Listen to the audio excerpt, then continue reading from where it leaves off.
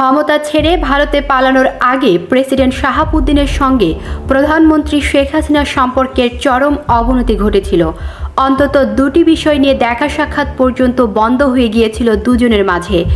রীতি অনুযায়ী প্রধানমন্ত্রী বিদেশ সফরে গেলে দেশে ফেরার পর প্রেসিডেন্টের সঙ্গে সাক্ষাৎ করেন, কিন্তু ব্যতিক্রম দেখা যায় চীন ও ভারত সফরের পর। সম্পর্কের অবনতি এমনটাই ঘটেছিল যে প্রধানমন্ত্রী বঙ্গভবনে যাওয়ার প্রয়োজন মনে করেননি।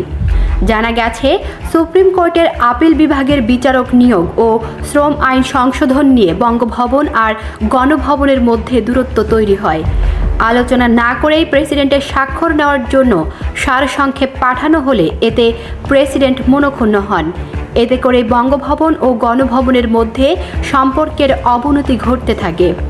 সম্ভবত এসব কারণে শেখ হাসিনা ৫ আগস্ট দেশ ছেড়ে পালিয়ে যাওয়ার সময় প্রেসিডেন্টের সঙ্গে টেলিফোনেও কোনো যোগাযোগ করেননি।